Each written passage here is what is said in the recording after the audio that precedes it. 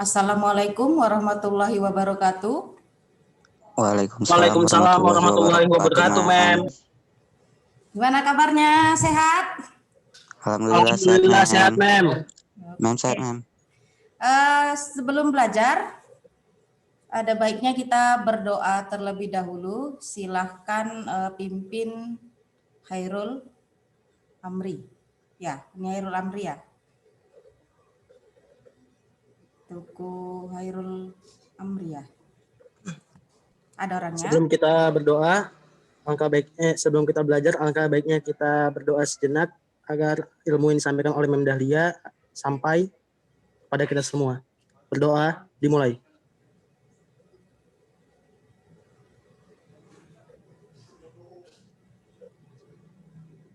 Berdoa selesai. Oke, kita mulai aja ya. Saya screen dulu ya.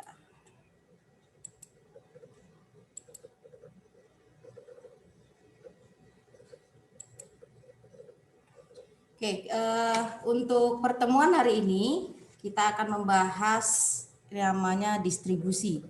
Ya, jadi distribusi ini merupakan penyaluran barang ya dari produsen ke konsumen. Nah, untuk pembelajaran yang harus kalian capai ya dari indikator distribusi, yang pertama itu menjelaskan distribusi untuk pengolahan makanan khas daerah yang dimodifikasi ya, baik dari bahan nabati maupun hewani.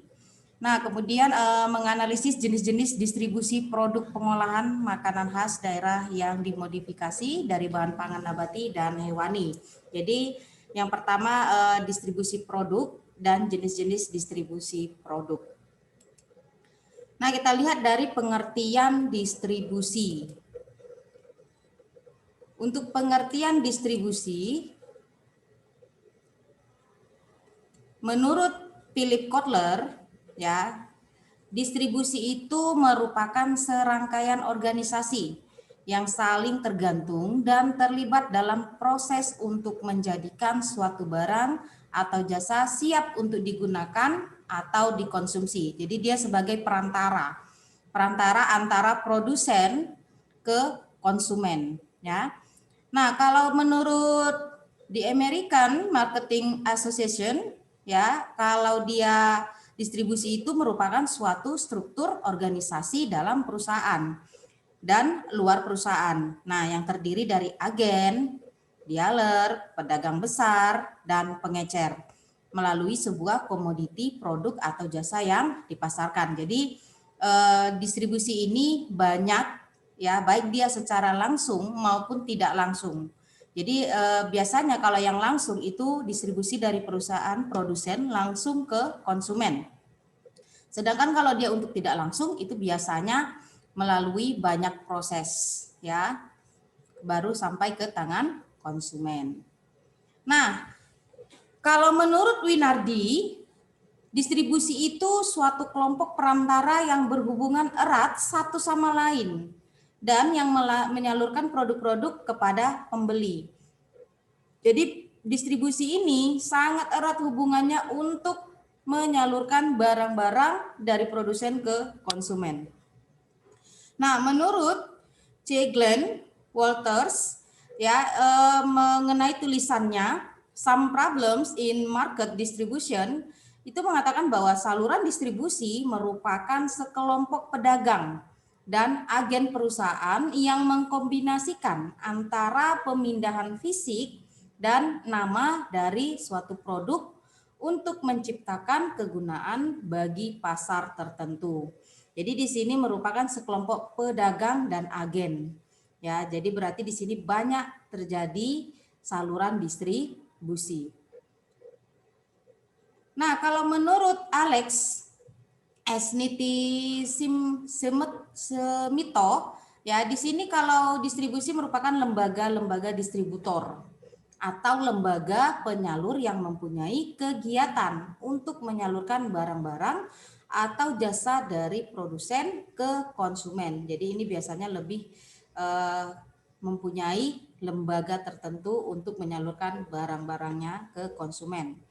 Kalau menurut bahasa swasta dan Ibnu Sukodjo, di sini merupakan proses penyaluran barang yang digunakan produsen kepada konsumen atau pemakai industri. Ya, jadi terserah dari semua pengertian itu merupakan distribusi itu adalah suatu proses penyampaian barang atau jasa dari produsen ke konsumen dan para pemakai.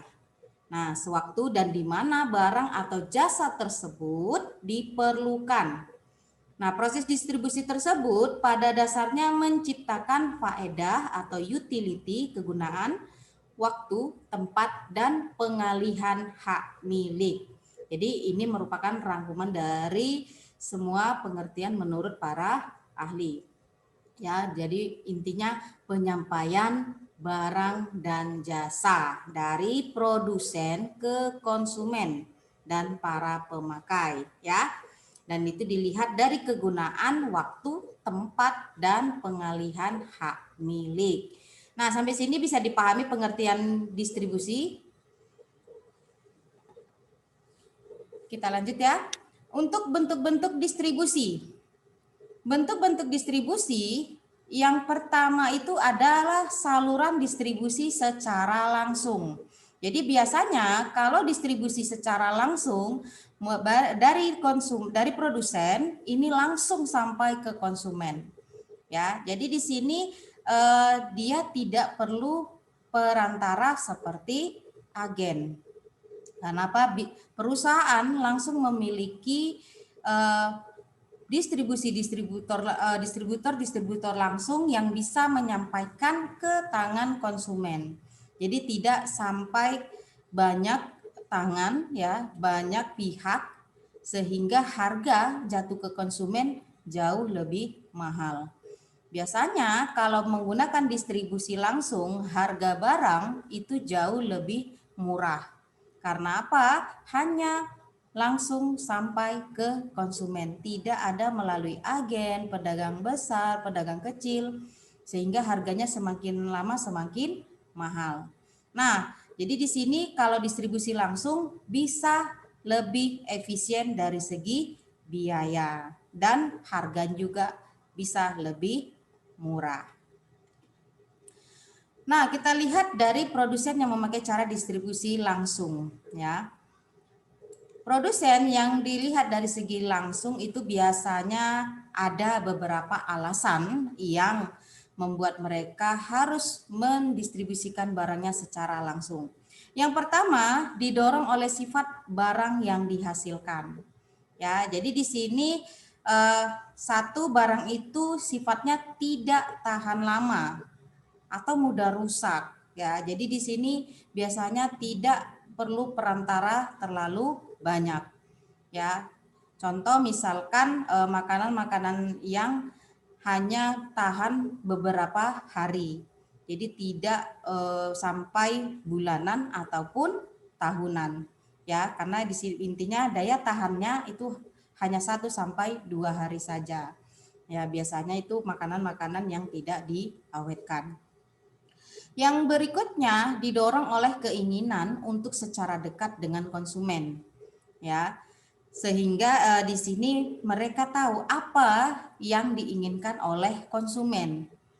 Ya, bagaimana kekurangan dan kelebihan produk mereka bisa langsung tahu dari langsung ke konsumennya.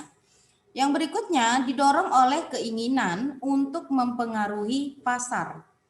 Jadi di sini dengan distribusi langsung maka konsumen akan lebih cepat mengenal produk tersebut. Karena apa? Kita langsung menjual kepada konsumen.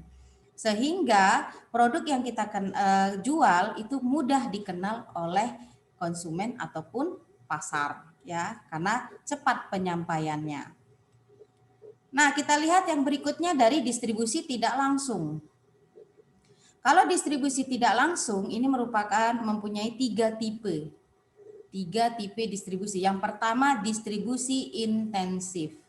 Nah, biasanya kalau distribusi intensif biasanya menggunakan sistem convenience, dan industrial supplies. Jadi ini biasanya frekuensi pembeliannya tinggi, ya, mempunyai frekuensi pembelian yang tinggi dan unit pembeliannya relatif kecil. Ya, biasanya perusahaan ini menggunakan penyalur sebanyak mungkin, ya, karena biar langsung sampai ke konsumen dan target yang dibutuhkan dapat tercapai, ya. Karena apa? Hanya dia langsung membuat kebutuhan dari konsumen itu dapat langsung terpenuhi. Jadi itu disebut dengan distribusi intensif. Nah, kemudian distribusi selektif. Kalau distribusi selektif ini biasanya nilai volume penjualannya itu perlu dipertimbangkan gitu.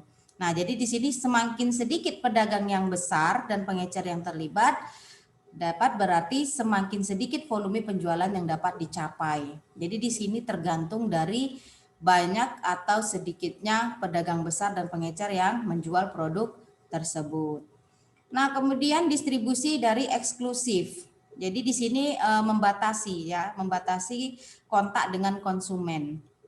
Jadi di sini ke penjualannya itu mampu dicapai relatif rendah, tidak tinggi.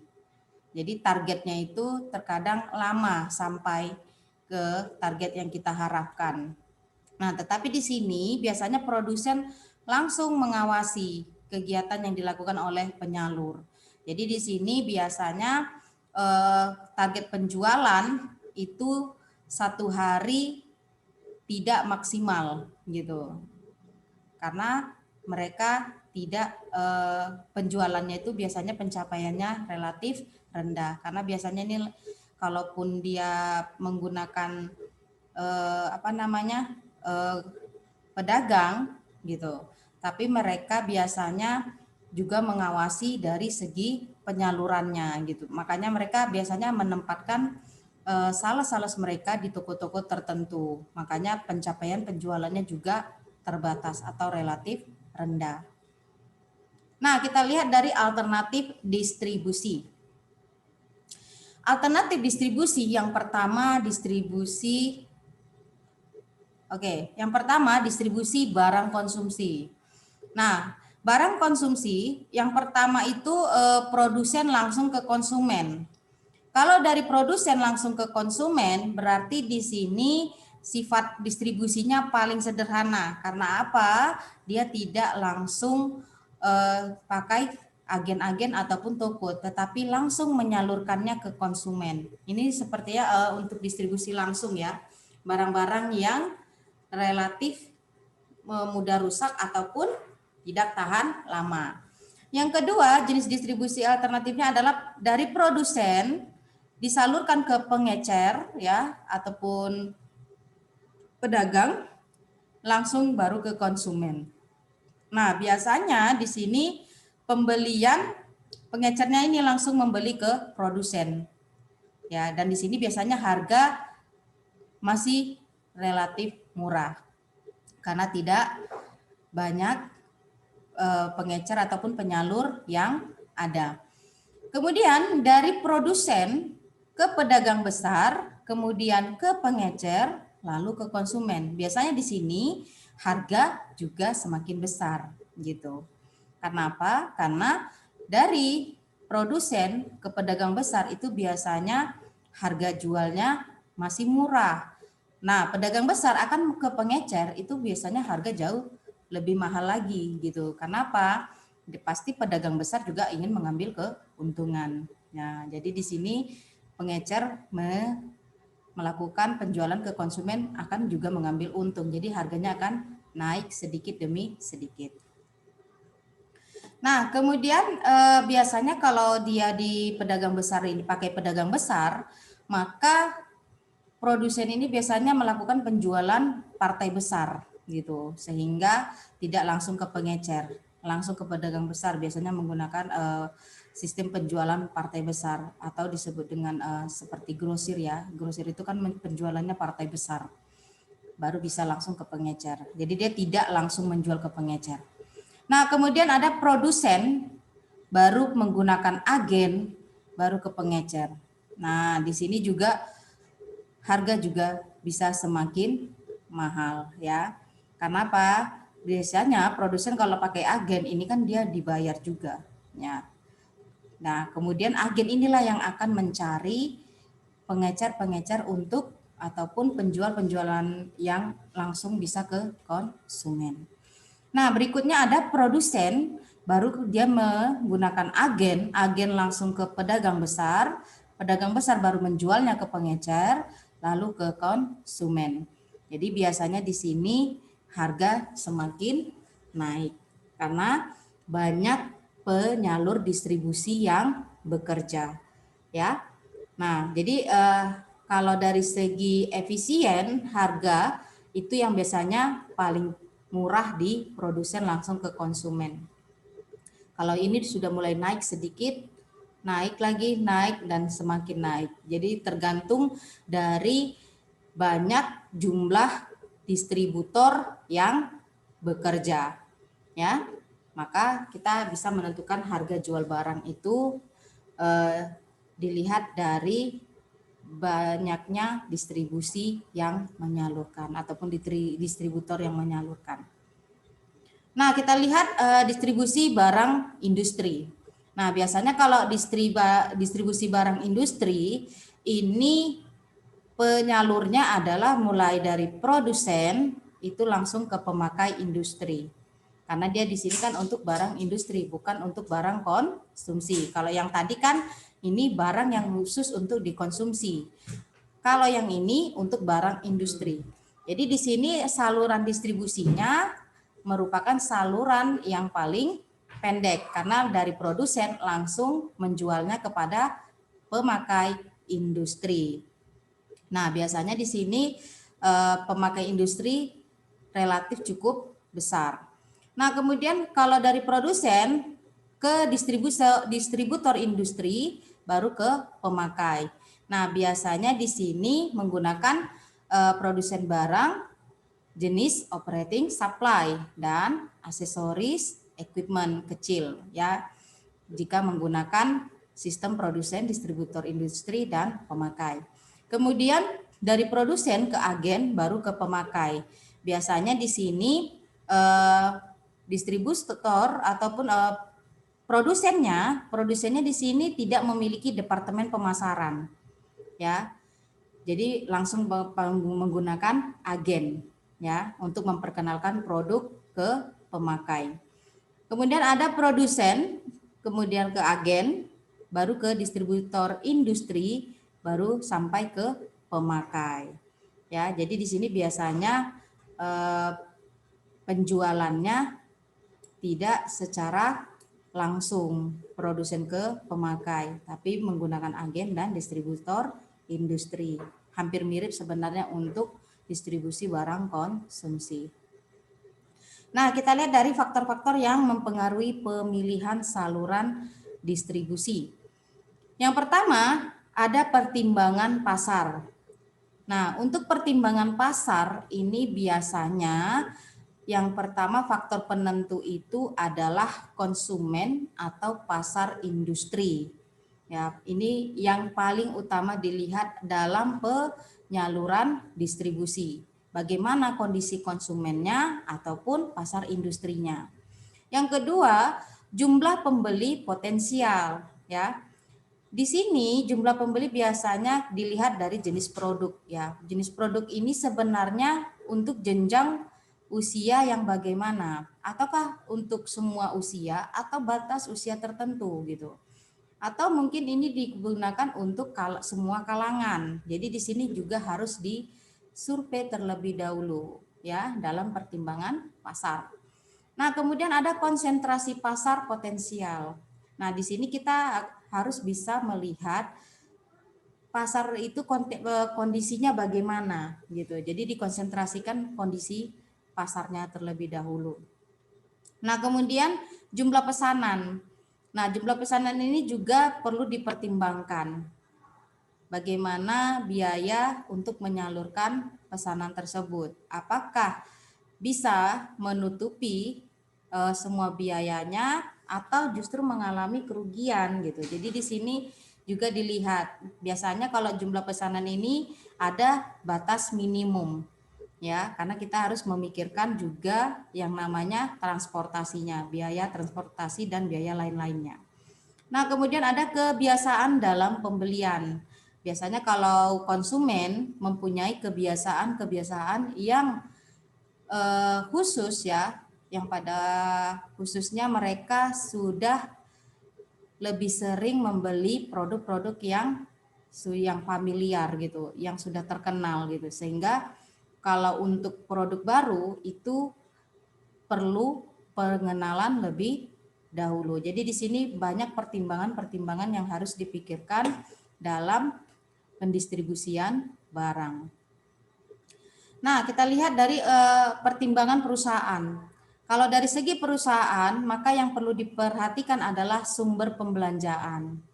Nah, sumber pembelanjaan ini biasanya dilihat dari jumlah bahan bakunya, kemudian biaya transportasinya, biaya bahan pendukungnya, ini juga harus dipikirkan, jadi dipertimbangkan untuk pembuatan produk tersebut. Jadi dari segi perusahaan, yang paling diutamakan adalah memikirkan sumber pembelanjaannya. Kemudian pengalaman dan kemampuan manajemen. Nah, di sini biasanya harus ditempatkan manajer-manajer yang memang punya kemampuan di bidangnya. Misalnya kalau dari segi pemasaran, dari segi produksi, dari segi keuangan, di sini harus ditempatkan orang-orang yang memang ahlinya. Kemudian pengawasan saluran. Nah, pengawasan saluran di sini biasanya untuk penyaluran barang-barang gitu. Jadi biasanya diperhatikan berapa jenis saluran untuk pendistribusian barang. Nah, kemudian pelayanan yang diberikan oleh penjual. Nah, kalau pelayanan yang diberikan oleh penjual, nah ini biasanya juga sangat mempengaruhi besar kecilnya barang yang beredar. Biasanya kalau dia pelayanannya bagus, itu besarnya penjualan itu akan sangat mempengaruhi. Begitu juga kalau penjualnya tidak bagus, maka otomatis penjualan barang yang ada itu juga akan berkurang. Nah, kita lihat dari pertimbangan perantara. Kalau pertimbangan dari perantara, faktor yang perlu kamu pertimbangkan adalah pelayanan yang diberikan oleh perantara. Nah, pelayanan ini sangat utama. Karena apa? Karena bisa mempengaruhi konsumen. Nah, kemudian kegunaan perantara. Kalau misalnya di perusahaan tersebut perantara ini tidak ada gunanya, maka tidak perlu diadakan. Tapi kalau ini ada, ya boleh dimanfaatkan. Kemudian sikap perantara terhadap kebijaksanaan produsen. Nah, ini kita juga harus perhatikan. Jangan nanti terakhir salah guna. Kemudian volume penjualan. Dengan adanya perantara, maka volume penjualan bagaimana? Apakah bisa meningkat ataupun justru malah menurun. Jadi di sini volume penjualannya juga harus diperhatikan. Nah, ongkos juga. Nah, dari segi kehematan ya, efisien, ini ongkos juga harus diperhatikan, dipertimbangkan. Kalau lebih besar ongkos dari volume penjualan, maka tidak perlu dibuat. Oke, untuk pertemuan hari ini dari distribusi itu saja yang bisa disampaikan ya. Kira-kira ada yang ingin ditanyakan? Mem, Ya. itu masalah wilayah apa juga mempengaruhi, Mem. Misalnya kayak di Papua gitu, Mem, kan tuh harganya kan gede-gedean gitu kan, Mem. Makanya Beli beras tuh sampai 1 jutaan gitu. ya. Makanya kan tadi kan jenis distribusinya yang diperhatikan gitu. Misalnya kalau dari jenis distribusi tidak itu kan biasanya kalau kita sampai ke Papua itu biasanya menggunakan distribusi yang dari ke yang nomor 5, dia menggunakan agen, pedagang besar, lalu bisa ke pengecer. Makanya tadi harga semakin naik gitu. Dia tidak bisa menggunakan distribusi langsung. Karena apa? Kondisi daerah yang jauh. Jadi semua dari segi wilayah itu akan diperhatikan. Makanya biasanya perusahaan itu akan memperhatikan jauh atau dekatnya wilayah, sehingga sistem pendistribusian mana yang harus dipakai gitu. Kalau sampai Papua mungkin karena jauh mereka harus butuh distributor yang bagaimana gitu, tidak bisa langsung. Mungkin dari agen dulu ke pedagang besar gitu, sampai ke pengecer, lalu ke konsumen. Jadi di sini harga juga akan semakin naik. Bisa dipahami? Bisa, Mem. Oke. Ada lagi mau ditanyakan? Kalau misalnya ada, nanti kita di forum diskusi psikologi ya. Oke, untuk hari ini itu saja yang bisa disampaikan. Assalamualaikum warahmatullahi wabarakatuh. Waalaikumsalam warahmatullahi wabarakatuh. Makasih, Mem.